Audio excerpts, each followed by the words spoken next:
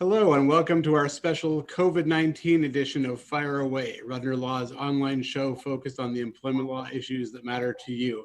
My name is Stuart Rudner. I'm an employment lawyer and mediator and your host of Fire Away. This is season 3, episode 2. It will be an interesting one as we deal with all of the implications of COVID-19 in the workplace. Just a reminder that Fire Away streams live online every month and episodes are always available on our YouTube channel, our Facebook page, LinkedIn, and on our website. If you're watching live and you have a question, feel free to post comments on Facebook or YouTube or tweet us at Rudner Law. I can tell you we've already got a few questions in the hopper, so we'll try to get to those. But given that we seem to be spending every waking moment answering questions about COVID-19 in the workplace, I'm sure there's lots more out there. So feel free to send us your questions and we'd be happy to answer them. So since the world has turned upside down and we're doing everything differently, we're doing the show differently as well. For today's episode, I'm joined by not one, not two, but 3 people. First of all, I'm very excited to be joined by Richa Sandill, who is a staff lawyer at the Scarborough Community Legal Services, practicing in employment and human rights law. I've known Richa for many years, and I'm thrilled that she's joining me today. Originally, she was the temp that never left at my previous firm, and is now a very successful lawyer, and she'll be bringing us particular expertise on the human rights side. So Richa, thank you very much for joining us. Thank you so much for having me. Very excited to be here. I think this is going to be great, and thank you for your flexibility as well, because of course, originally we were going to be talking about the Human Rights Tribunal and all of the issues that surround that, which we'll get back to at some point. But for today, we're focusing on COVID-19, and because I think we may need it, I brought in reinforcements. So I'm very happy to have 2 of the members of the Rudner Law team join me as well. First of all, we have Nadia Zaman. Nadia, thanks for joining us. I'm really happy to be joining as well. And we also have Brittany Taylor. Thanks very much for having me, Stuart. I think this is going to be great. There are so many implications, and I mean, I think it's fair to say our world has been turned upside down over the last couple of weeks, certainly the last few days. As of a few hours ago in Ontario, we're in a state of emergency. Governments have ordered the closure of many businesses, including restaurants, bars, daycares, etc. The College of Dentists has ordered, or not ordered because they don't have that power, but directed that dentists should only be doing emergency services. So we work with a lot of dental clients who have had to either shut their doors or dramatically reduce what they're offering to the public. The reality is a lot of people are going to be sent home. And they don't really understand what their rights and their obligations are. They don't understand if they're going to be paid. Many of us are wondering how to handle all this, and that includes employers who don't understand what they can and can't do. They send people home. Can they reduce hours? Can they refuse to allow someone to come to work if they have been traveling, if they're exhibiting symptoms, they're not exhibiting symptoms? The bottom line is the economy has been devastated. We're getting questions and answers, and things are changing by the hour. So we are working with our clients, feels like day and night, to guide them through this. There are lots of questions, and the problem, of course, is we're dealing with competing duties. There's duties to keep a safe workplace. There's a duty not to infringe upon human rights. There are contractual duties. There are legislative and statutory duties to your employees. Not always easy to navigate. Especially when the situation is changing seemingly by the hour. So that's why we have 3 people that are going to be commenting on a lot of the issues that are arising. I will do my best to steer us through this conversation and cover as many points as we can, including questions that might come in as we go.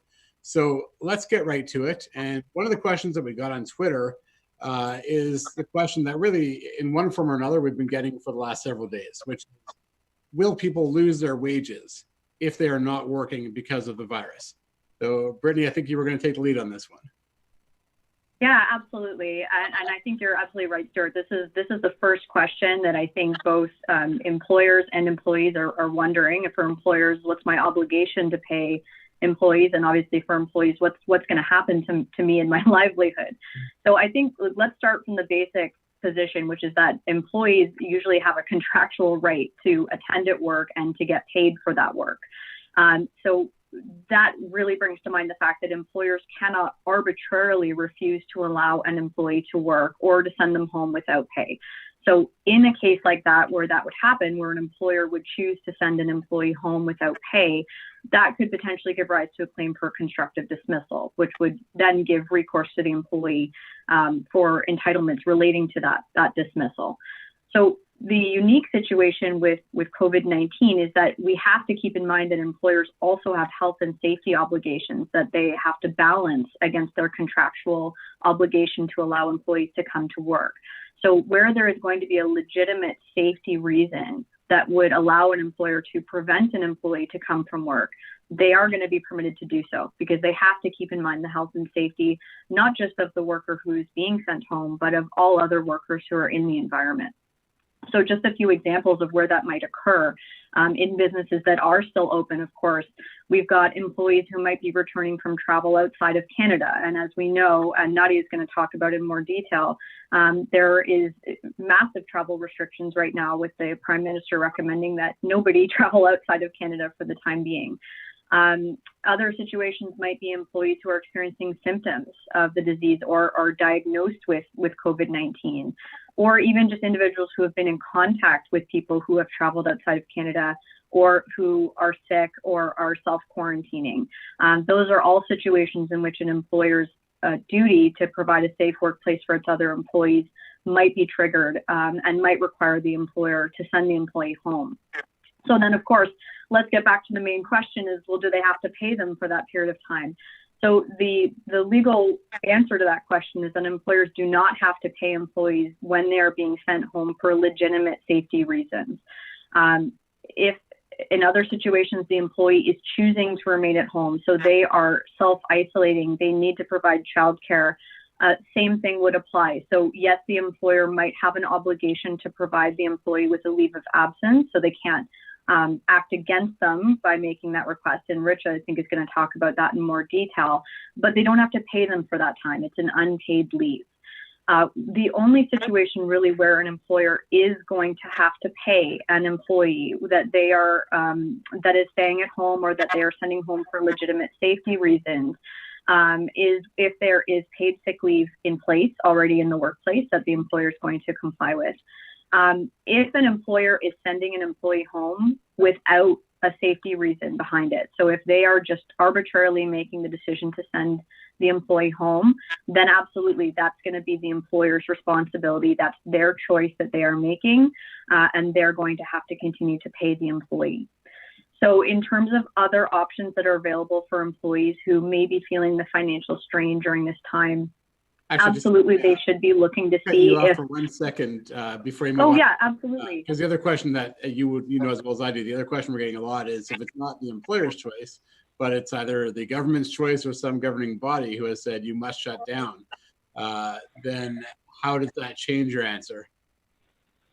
I think the answer is the same. I think it's still going to be an unpaid leave, but there may be options available for the employee in that case. There may be paid sick days available. They may be able to use their vacation. They may be able to apply for EI benefits. So we know that, and I think Rich is going to talk about this, or Nadia is going to talk about this later, but there have been changes made to EI to make that available for more employees and more accessible by removing waiting periods. But yeah, I think unfortunately the answer remains the same. Right now, there is no paid leave in Ontario provided either for people who are sick or for people who need to quarantine or in situations where a business is being shut down. But that may change. Like, Stuart, you had mentioned that things are changing by the hour. That's absolutely the case. So we may see paid leave being introduced in the future. We don't know at this point. We know that there may be job protected leave introduced. That's been kind of teased by the government. And so hopefully we'll see some more details on that. But at this point, it's not clear that there's going to be any paid options available aside from the federal employment insurance program. Right. And we do have, as you pointed out to me this morning, we do have paid leave in Alberta for 14 days. Yes, and it's really interesting because it sounds so great, but if you actually look into it, it's not actually clear if what they mean is that there's going to be some type of total wage replacement, like that the employer is going to be covering the employees during this time, or if they're just referring to the employment insurance program. So it's not totally clear yet what it is that the intention is there, but definitely you're right. We have seen a statement out of Alberta that, no, we want to make sure that employees don't have to make the choice between staying home because they're sick and losing income. Yeah, and in there, the press release, they also say that this should not impact employers. So it's really not clear who's paying for it, which I guess gets back to right. We don't have the details. Exactly. Whatever it is, it may well change between now and the time we finish talking about it. So it's very true. But just getting back to what you were saying, I mean, the reality is at this point, and I know this is frustrating and distressing for many, you may well be off work without pay, and we don't know how long that's going to last at this point. And just to your point about, we've seen a lot of our clients who are really trying to help their employees however they can. So they're trying to do things like making sick leave more accessible, vacation pay, even advancing vacation pay. So if people have not accrued vacation entitlement yet, but they're advancing vacation, advancing sick days. I even had one client who said they were just going to offer loans to their employees. And the one point that we've been making to our clients is that's great. And I think it's really nice to see employers who do care and who are trying to help. At the same time, especially for small businesses, this is going to impact your bottom line. So you've got to protect yourself. And one of the things that we have tried to help our clients do is if you're going to make a loan of any kind, make sure it's documented properly and make sure that there is an obligation to repay. So in the worst case example, you advance 2 weeks of vacation to someone and they resign to go work somewhere else. They've got to repay that. And the same thing for a loan. So we're certainly encouraging people to be humane and to help out, but you've also got to protect yourselves at the same time. The other thing that employers can do is provide extended benefits. I mean, if that is possible, and that could also encourage some employees to self-report their symptoms or self-monitor themselves and actually stay at home, because then they can avail themselves of their benefits.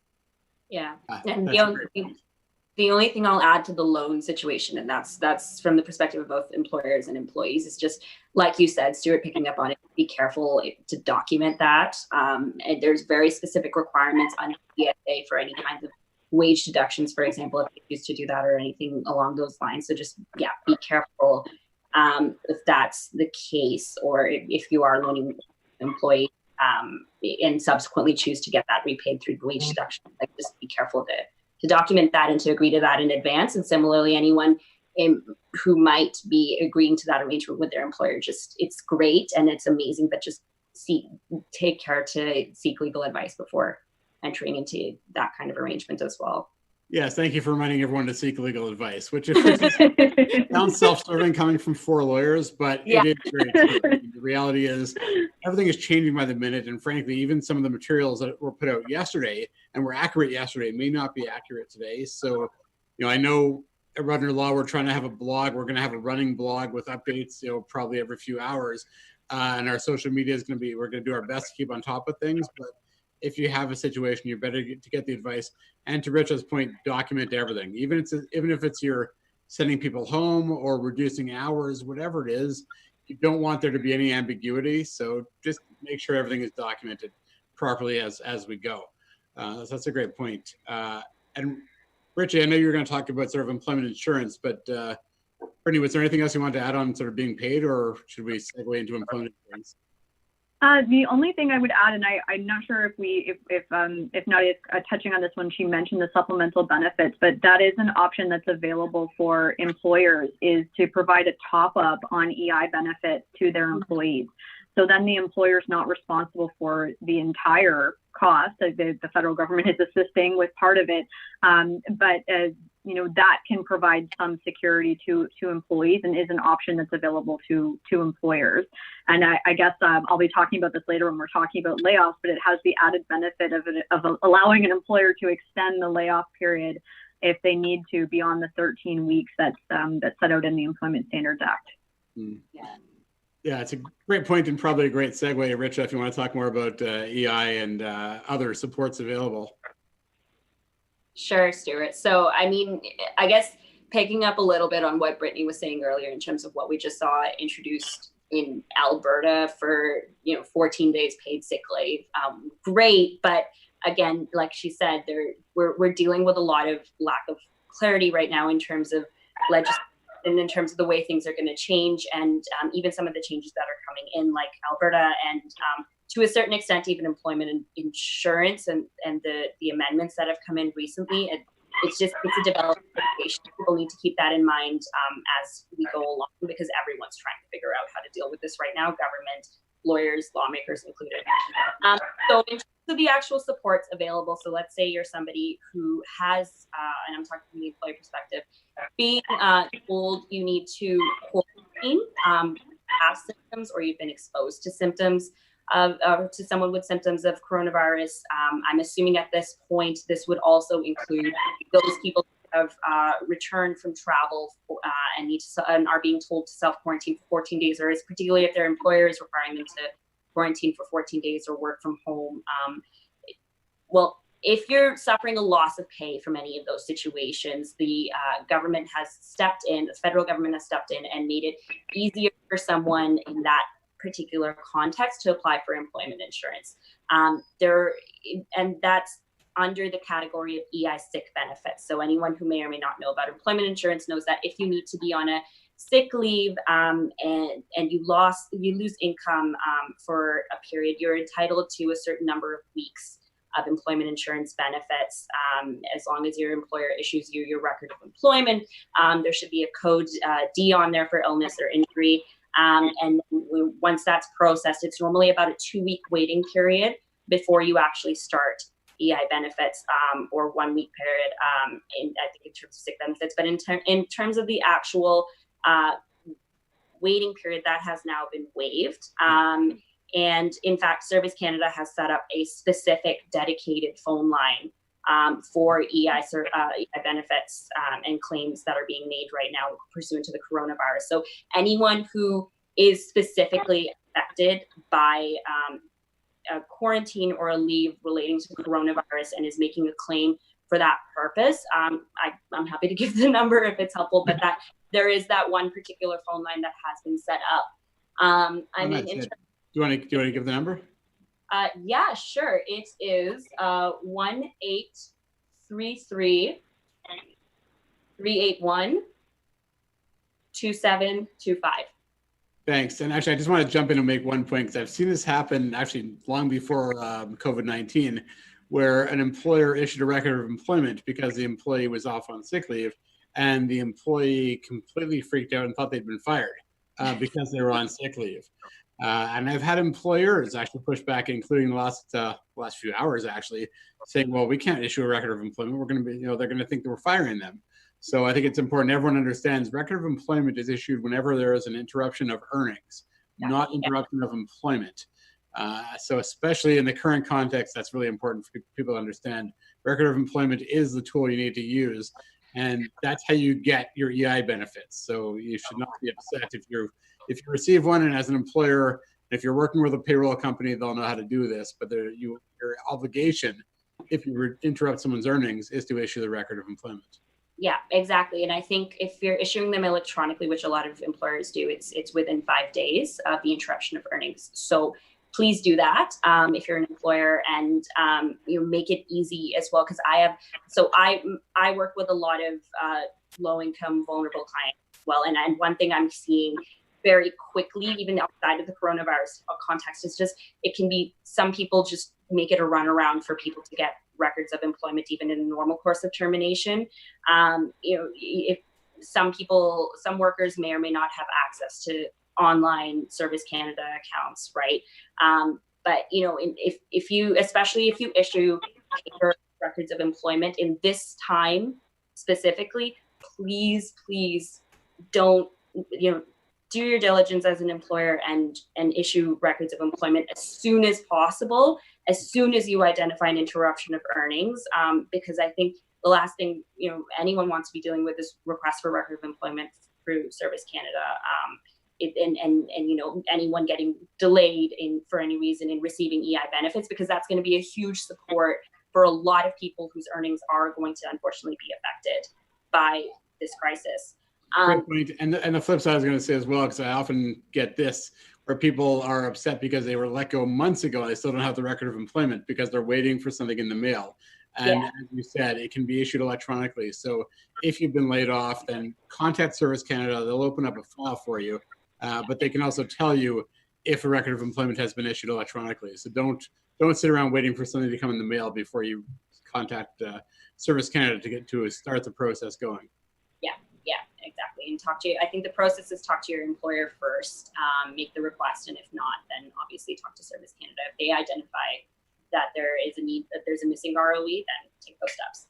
I mean, the other sort of supports that are available really are going to come from perhaps the announcements provincially for funding that came this morning.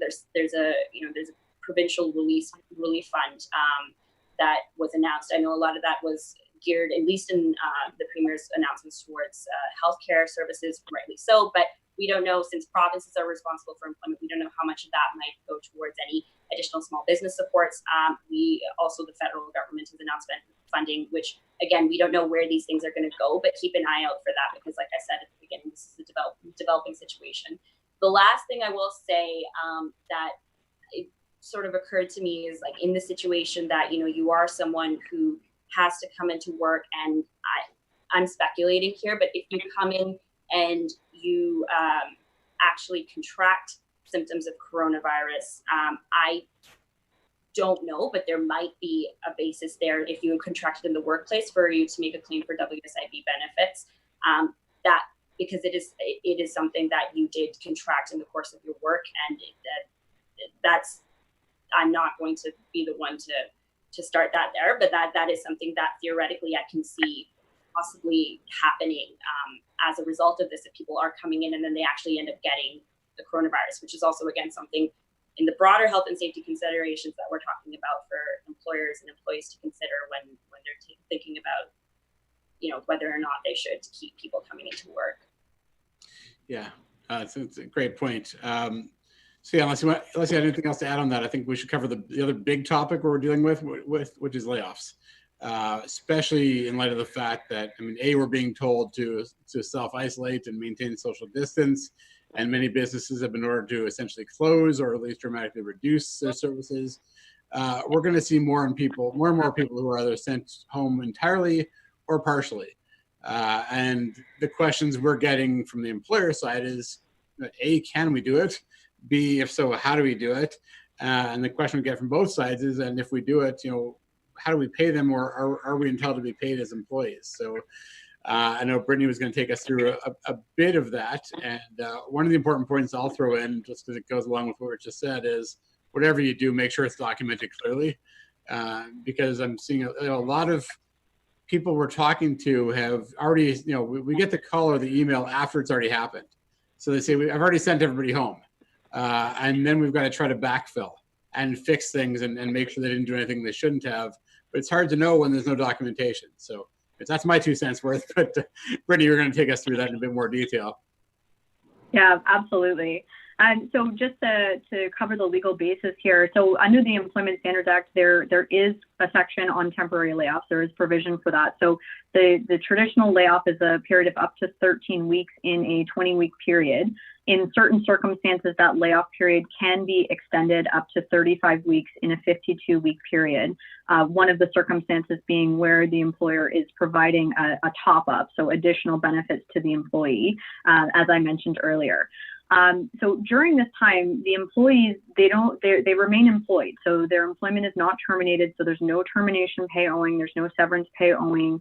They're entitled to be paid their wages up to their last day worked, but that's it. So during the layoff period, it's very much like an unpaid leave, assuming that the employee is not working, right? Because layoff can also include a reduction in hours. But it has to be a really significant reduction. So we're talking about a situation in which an employee is earning at least 50% or less than what they were earning in their regular work week previous to that. So if the reduction is not going to meet that threshold, it's not going to constitute a layoff. And that's a whole different conversation about wanting to reduce employees' hours.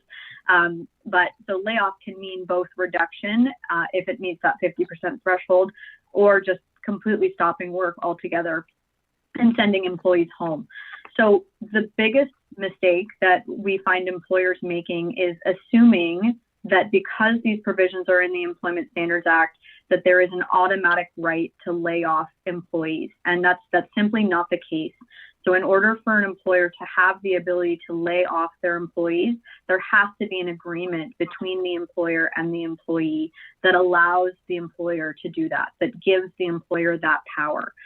Otherwise, if an employer just goes ahead and lays off its employees, you're again looking at a situation of constructive dismissal where the employee may be able to come after the employee claiming their entitlements on dismissal as if they've been terminated. Yeah, and one thing that hasn't changed. Yeah. This is one thing that we deal with all the time, which is that employers assume that they have the right to just change the contract. And what we often say to our employer clients is the same way you wouldn't go to your landlord and say, instead of paying you $5,000 a month, I'm going to start paying you $3,000 from now on.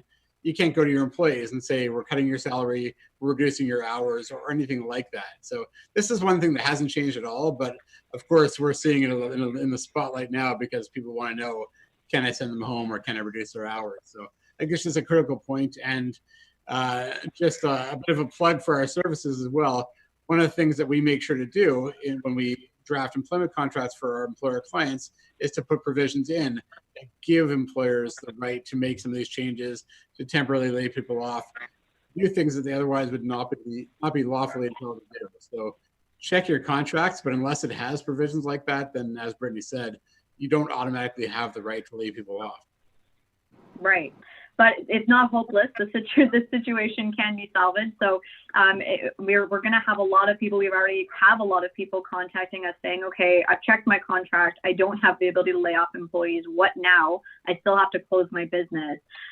So it is possible to ask an employee to agree to a temporary layoff right now, even if you haven't done it in the past. But it is really key that the employee has to agree. So if the employee is refusing to agree to the layoff, then as an employer, your only option may be to consider dismissal, in which case, of course, that would trigger your entitlements as an employer, just like in any ordinary situation.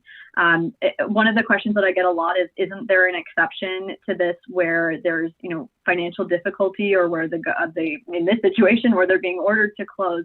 And the answer is no, that these provisions are there to protect employees in all circumstances. So unless the government tells us otherwise, right now you still do need agreement from an employee to be able to lay them off. Yeah, I think that's a really important point. So thanks for reminding us of that.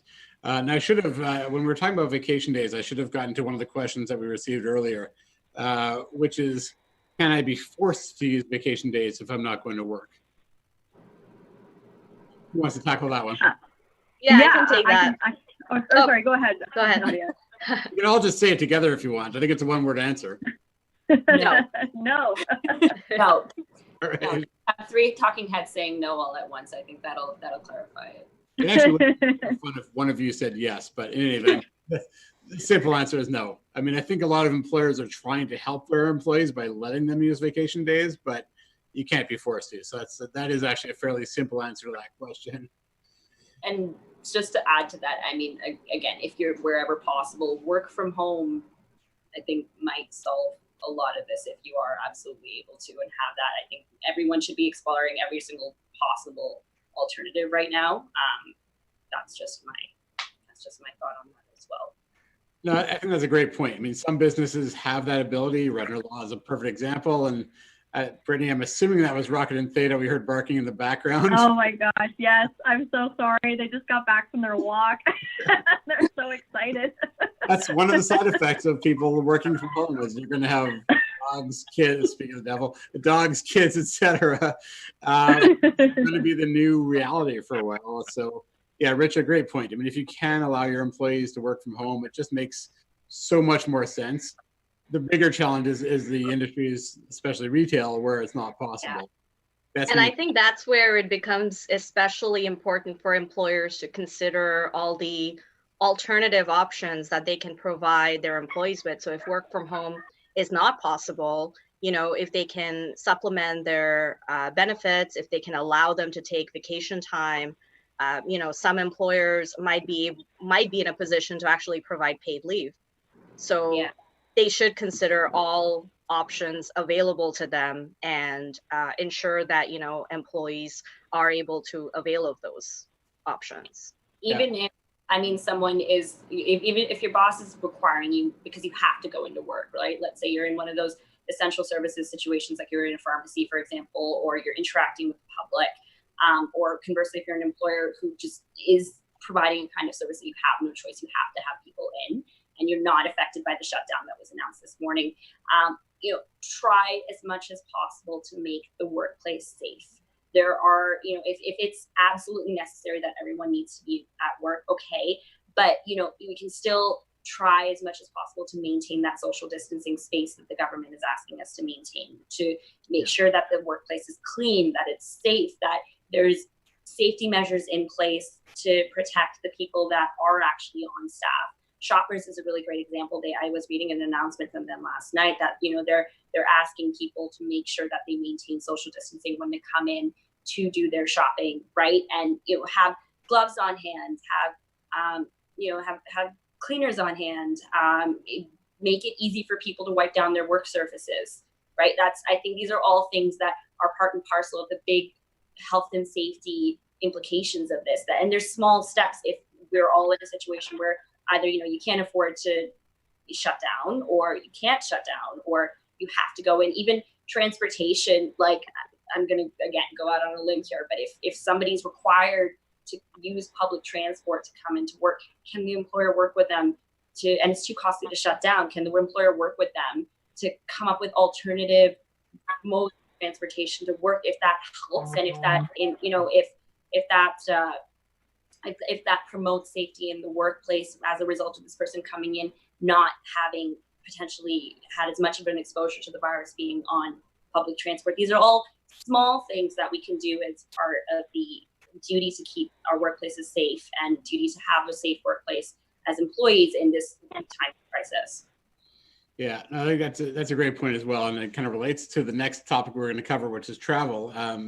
I know it's a little bit after 1 o'clock, but I think we've got a few other important areas we want to cover, so we'll try to do it efficiently. But we want to talk a bit about travel and then some human rights considerations. So, Nadia, I think you were going to talk about this, but this is the other question we're getting a lot of: is I have an employee who was traveling, just got back, or it's supposed to be March break now. It doesn't really feel like it, but we have a lot of people who either are away now or were briefly away and had to rush back. But the question we're getting from our clients is, can they come to work? Can we refuse to let them come to work, et cetera? So maybe you can take us through how to handle that.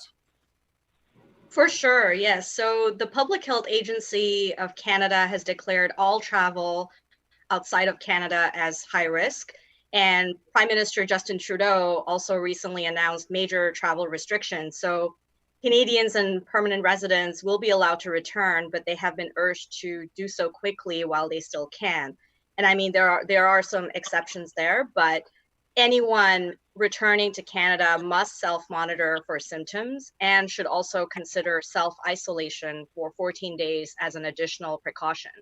So based on these safety concerns, employers would likely be able to justify requiring employees who have returned to Canada to either work remotely, if they can do so, or take a leave of absence, as well as recommending that they self-quarantine.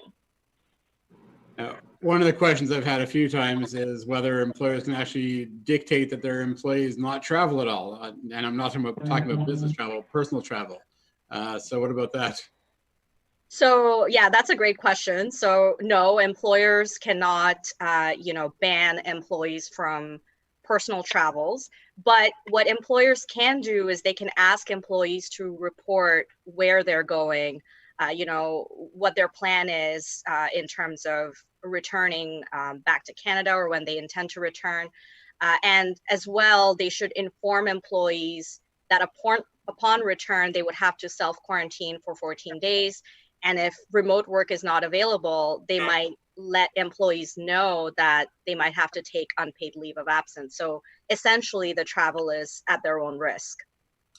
Yeah, and that's the perfect way to put it. You can't control someone's off-duty conduct or limit their travel, but they may not be able to come back to work. So I think that's a really important point.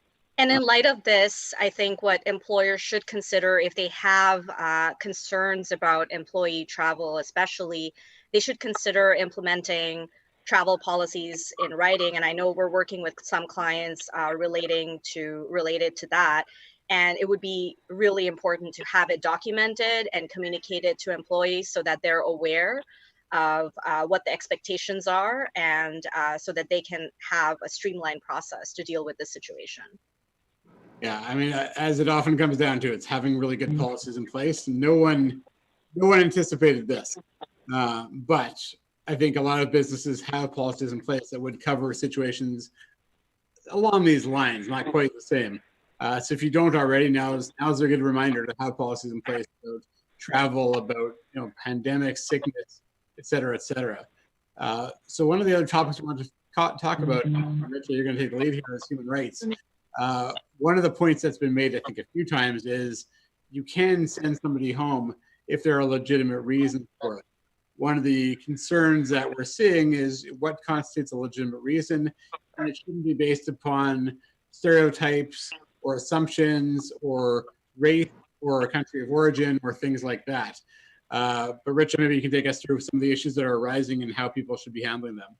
Sure. So, I mean, there are a lot. I think never has the duty to accommodate perhaps been more relevant or important than this entire situation. I could spend another hour just talking about the different nuances that might be engaged first in a situation where a person is sick or is perceived to be sick, or might have a family member who's sick, or so on and so forth. For the short purposes of what we have right now, I think primary obligations under the Human Rights Code have not changed. An employer has an obligation to not discriminate on the basis of a protected characteristic, including a perception that someone has a protected characteristic, right? So those are two big things.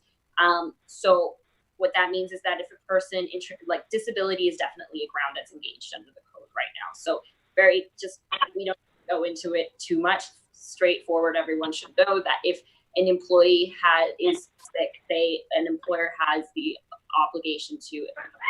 And I think the OHRC has specifically said in their recent policy position that coronavirus counts as a disability under the code. It's included in this definition. So, going back to it, if someone is sick and with this particular kind of disability under the code, employers have to accommodate their needs arising from that up to undue hardship. That at this point, given the quarantines that are going on, that might already be happening, but that's something to keep in mind. Talking about other situations where accommodation might come into play. One particular situation is if someone has family status related needs, right? So schools are shut right now, daycares are shut right now. I think at this point, it's fair to say that there's going to be many, many people who are going to suddenly need to be at home to care for their kids. I know Stuart. Or their dogs, as the case may be. Huh? Or their dogs, as the case or may be. their dogs. Right? So, I mean, if you are in that parent-child relationship, that's the definition of family status under the code. If you have needs arising from that, and you communicate that to your employer, so make sure to communicate those needs to your employer. Don't just automatically assume that just because daycare is shut, people will automatically know that you have a need. Provided you communicate that need, your employer has to make all sort of reasonable procedural inquiries to see what kinds of options are available to you in the situation to accommodate you so that you can carry out your work and you can be at home. What that's going to look like is going to depend on different situations, but an employer has to engage in that discussion with you and work to accommodate you in a way that works for both sides as best as possible up until the point of undue hardship. So that's important. That goes back to my point earlier about working from home, for example, where that's possible, particularly where somebody has a child or even perhaps an elderly parent that's affected by this. They need to make sure that they're working with that person once they know of their needs to accommodate them and explore all options available when a human rights ground is engaged. So that's one thing. I mean, an interesting point also might be, what about those employees who have like anxiety or OCD conditions that might cause them to be a little bit more fearful of coming into the workplace when they might already have some level of discomfort with cleanliness of surfaces like that. That is something that, it's a nuanced issue, but it's something that we need to think about, right? Because it's not just people that have COVID, it's people who have pre-existing conditions who might also be affected by that. I mean, my argument in that situation would be, if there's something like that and it's legitimate, and this person might have this mental health disability, that's we need to be mindful of it. That kind of a thing can also potentially require accommodation, and provided, you know, the employee discloses that to the employer, or at least indicates a need for that kind of accommodation. That's something that I think we will see, and I'm interested to see where that's going to go. So that's another accommodation issue. In terms of going back to my other half about perceived, or, you know, Stuart's question about what's reasonable, right? What's a real reason to send someone home? A real reason to send someone home is if there is a legitimate health and safety concern, if there's a risk of exposure to the virus, if there is definitely a health and safety risk at play, 100%. What is not okay is if someone is being sent home because you know, they're perceived to have come into contact with the virus, and the perception is coming from a code-based ground. Example could be, you know, sending someone home because you found out that they went to, I hate to say this, but it's a Chinese restaurant, right? Like that's like that. We were seeing stuff like that up until a few weeks ago, where people were unfortunately taking an attitude towards certain, like not everyone, but there was some just levels of discrimination generally towards specific ethnic groups, specific racial groups, all of these things, in terms of not discriminating against someone because of their race, their color, their ethnic origin. All of these things still apply. And I think it's important when you're choosing to send an employee home to make sure that you have that legitimate reason. If, you know, if they've actually traveled, right? Like if they've actually traveled and you want to follow the government's advice to put them in self-quarantine for 14 days, by all means. But you know, if somebody close to them has traveled to the listed countries that are known to be high risk right now, like Iran, like Italy, like China, for sure. But if you're looking at someone and sending them home because you think, oh, you know, this person is more likely to have the virus because of my own thoughts about the fact that their family is from a certain part of the world, right, that's not going to be okay. And the Ontario Human Rights Commission has come out quite strongly. The last thing I'll say, I mean, I have so much more to say about this, but the last thing I'll say, maybe have to do another show just because there's a lot more we haven't gotten to. A lot more we could get through. I think, you know, the last thing I will say is that anyone who is confused about sort of what human rights should look like in this situation, I would strongly encourage you to go onto the Ontario Human Rights Commission's website and read the policy that they came out with a few days ago. It's excellent. And it's, you know, even though the Human Rights Commission's words are not binding on the tribunal necessarily, they can be, in subsequent cases, they can be quite persuasive, and at least a good guide for people, you know, subject to any legal advice that they might need, to understand both as employers and employees what they should be doing. The last point I'll make is also one thing that they've said in that policy is for employers in the accommodation of any of these kinds of coronavirus-based leaves to try not to overburden the system with requests for medical notes substantiating and evidencing the need for a leave, because quite frankly, like, the doctors don't have capacity right now. And the more we can avoid that, and in this situation, take people at their word for it, then yeah, we've been talking about that in the last couple of years a lot. And this just kind of emphasizes the point that you can't, there are certain circumstances where a note is appropriate. Yeah. In many cases it's not, and now is certainly not the time. So I think that's a great point.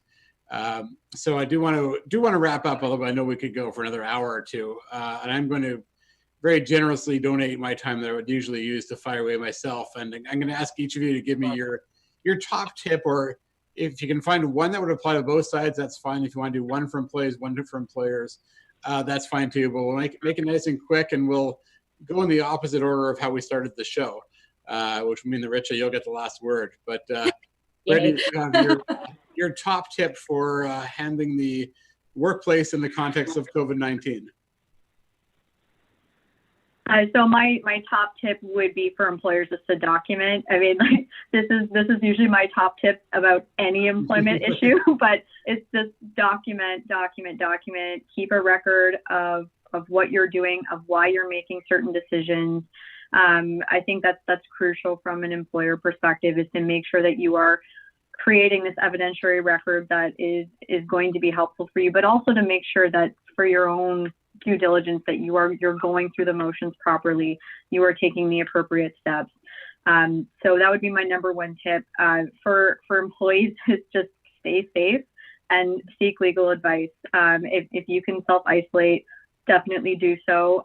If you feel like your employer is not treating you fairly or putting you in a high-risk situation, it's important to be aware of your rights. So don't be afraid to reach out to a lawyer, or even take advantage of a lot of the free resources that are out there right now. And Stuart, you mentioned we've published a lot of material in the last few days, and we're going to continue to do so. So definitely educate yourself on what your rights are, but above all, be safe, take care of yourself. Hey, thanks. And Nadia and Rich, I know this is going to be impossible for lawyers, but if you can make your top tips in less than 30 seconds, that's your challenge.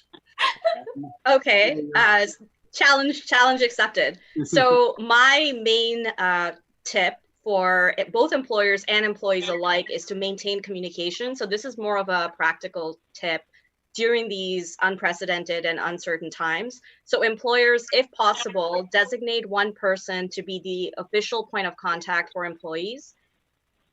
And this person should monitor all COVID-19 related updates and act accordingly. For employees, you should keep your employer informed of any COVID-19 related concerns. So for example, if you suddenly develop any symptoms or need to care for an ill family member, you should let your employer know promptly. Okay, thanks, Nadia. And Richa, what about you? What's your top tip? I think probably ask questions and realize that there are many people, both for employers and employees, here to help you. I mean, that might be me in a long way saying seek legal advice, but I think it is important to realize that there's going to be for employers, a lot of liabilities coming out, and for employees, a lot of very scary situations, and hopefully not, but a lot of employers who may not be doing things in a certain way, or employees who might be doing things in a certain way. So I think it's important to make sure that there are many resources trying to work together, community clinics if you're under a certain income level, people like Stuart, like Brittany, like Nadia, who are working around the clock to make sure that there's people available to answer your questions. There are. And I think it's important that we recognize we're dealing with an unprecedented situation. Everyone is trying to figure out how to deal with this, but everyone's trying to figure out how to deal with this together. So we are here. Don't feel like you need to do this on your own in any way. And by all means, ask questions before you make decisions in this situation that may or may not impact you later, or ask questions before you sign off on something, or agree to something, or feel like something, or acquiesce to something that may or may not be okay in the workplace. I think that's very important to remember as we deal with this. Great, thanks, Richa. And that was actually a great segue. So thanks to all of you guys. That was a great discussion, which could have gone on for much longer. And what I was going to say is that you don't need to do this alone. So Richa's already said it. Get proper advice, follow the information online, follow our blog, follow other reputable sources, but don't hesitate to reach out. And for Rudner Law continues to operate. We are almost entirely paperless. We have cloud-based practice management systems, so we can work from anywhere, which is great because we can work from home or anywhere else, but we are here to help you. Things are changing by the hour, so please do follow. We're going to have a blog that's going to be updated regularly. Follow our social media. But most importantly, and this I'll say what I say at the end of every show, which is that if you think you might need an employment lawyer, you probably do. Don't hesitate to reach out to us in these very unique, unprecedented circumstances, and we'd be glad to help you. Just to wrap up, our next episode, unless we decide to do an extra one, will be on Tuesday, April 21st. We'll be joined by Simon Parkin, who is the senior partner of HR and talent solutions at the Talent Company, also a very good friend of our firm's. Past episodes can be found on YouTube, on our website, and on Facebook. If you like our pages or subscribe to our channels, you get notifications. And of course, please sign up for our newsletter to get all kinds of employment updates, including COVID-19 updates. So that's all I have for today. Thank you, Rob, for managing not one, not two, but 4 lawyers. Thank you to Rebecca and Mark. And again, Richa, Nadia, Brittany, thank you for all your help. Have a great day and stay safe. Stay safe, everyone. Thank you. Thank you so much, Stuart.